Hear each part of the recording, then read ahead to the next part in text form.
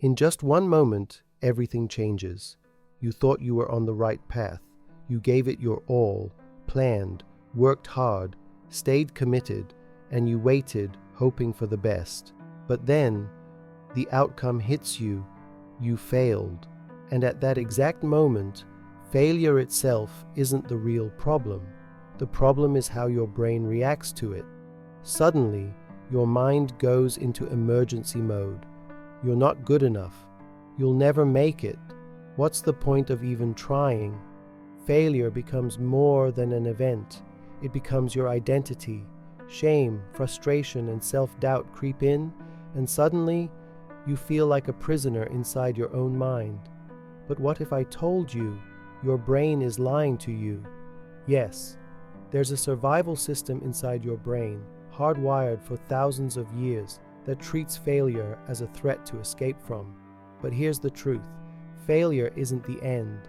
It's a signal, a lesson, a doorway to the strongest version of yourself. In this video, we won't just give you motivational slogans. We'll dive deep into the science of the human brain. You'll learn how your mind operates when things go wrong, and how to take back control. We'll show you how to shut down those negative thoughts before they spiral, and how to reprogram your brain to work with you, not against you. Are you ready to take control of your mind? Let's begin. When you experience failure, the biggest challenge isn't the result you didn't get. It's how your brain responds to that result. The human brain is wired for survival, not for success. That means the moment something goes wrong or feels uncertain, your brain treats it like a life-threatening situation, not just a failed test, a lost job, or a missed opportunity. Inside your brain, there's a small area called the amygdala, and it's responsible for emotional reactions, especially fear and anxiety. When you fail, the amygdala lights up like a warning siren. It floods your system with fear-based messages. Stop. Don't try again. It hurts. You'll only get disappointed. And that's where the real problem begins. Because now you're no longer just reacting to failure, you're believing in it. You start saying things like, I'm a failure. Nothing in my life ever works out. I'll never be good enough. This mental spiral doesn't happen because you're weak or incapable. It happens because your brain is telling you a lie in the name of protection. You see, the brain has what's called a negativity bias. It pays more attention to negative experiences than positive ones, believing this will keep you safe. That might have worked in the wild when avoiding danger meant life or death. But in modern life, this instinct can be deeply damaging. Imagine you completed 10 tasks today and failed at just one. What will you think about all night? That one failure. Imagine 9 people praise you and one criticizes you. Guess which one your brain will replay over and over. That's the trap. Your brain isn't telling you the whole truth. It's telling you a story it thinks will protect you, but in reality, it could be destroying your self-belief. So pause and ask yourself, is this failure real? Or is it my brain's false alarm? Am I actually incapable? Or am I just learning? Is this the end? Or is it simply another step? The more you understand how your brain works, the less you'll be controlled by its fear-based reactions.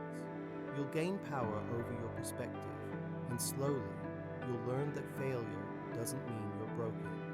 It just means you're human, still becoming your strongest self.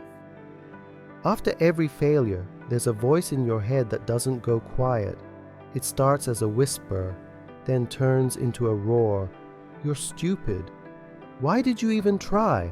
Everyone thinks you're a loser.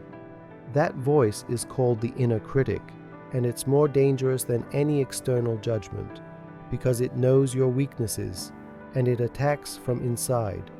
The problem isn't the failure, it's the story this critic tells you after the failure.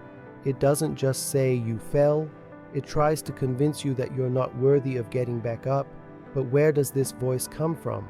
Why does it feel so convincing? The truth is, the inner critic isn't always an enemy. It's a result of experiences, Maybe someone mocked you as a child.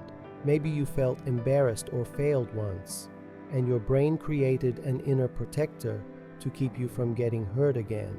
But instead of protecting you, it's keeping you small. To take back control, you can't just ignore this voice. You have to face it and rewire it. Here are 3 powerful steps. Awareness of the voice. First, learn to recognize it. Write down the sentences you hear after failure. I'm terrible. No one believes in me. I'll fail again. Once the voice is on paper, it loses its power. You see it for what it is. Just words, not facts. Logical rebuttal. Challenge. The critic. Is this voice based on actual evidence? Does failing one test mean I'm stupid? Does one rejection mean I'm unworthy? When you counter emotional lies with logic, the critic's grip weakens. Replace it with an inner coach. Don't just silence the critic, create another voice, your inner coach. The coach doesn't deny mistakes, it sees your growth. Instead of, you're a failure, it says, you're learning. Instead of, you'll never make it, it says, try a different way. Your mind is like a muscle. Each time you replace the toxic voice with an encouraging one, you reshape your brain's wiring. And over time, your inner coach becomes the louder voice, and the critic fades. Remember, everyone has an inner critic, even the most successful people. The difference? They just don't believe it anymore. After failure, most people don't stop because they want to. They stop because their minds are exhausted.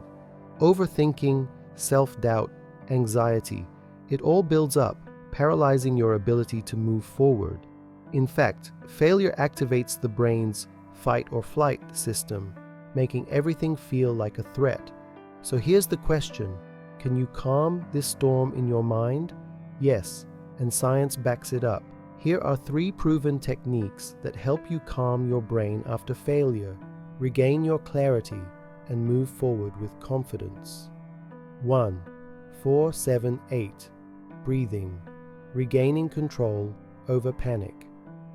After a failure, your breathing quickens and your body floods with cortisol, the stress hormone. But with a simple breathing technique called 4-7-8, you can slow down your nervous system in minutes. Inhale through your nose for 4 seconds. Hold your breath for 7 seconds. Exhale slowly through your mouth for 8 seconds. Repeat this cycle 4 times. This technique slows activity in the amygdala, the fear center, and helps bring your brain back to balance so you can think clearly. 2. Expressive writing. Clearing internal chaos. Multiple studies show that writing about your emotions, unfiltered and uncensored, for just 15 minutes can reduce stress and improve mental clarity. After failure, grab a pen and write your fears, your anger, your disappointment. Don't edit, don't organize, just pour it out. This is not for anyone else to read. It's for you. You'll be surprised how much lighter you feel afterward, like you've emptied a heavy burden. 3. Positive mental imagery. Training your brain to return. Your brain doesn't clearly distinguish between imagined success and real success. That's why visualizing yourself recovering from failure and winning again can trigger the same positive chemicals as actual achievement. Spend 5 quiet minutes each day imagining how you get back up, how you grow stronger, how you learn, adapt, and succeed. This isn't escaping reality. It's rewiring your mind to believe in your comeback. Failure isn't the end. It's the start of a new path. But the first step on that path is calming the brain that panicked. Only then can you rise again with clarity, with confidence, and with real strength.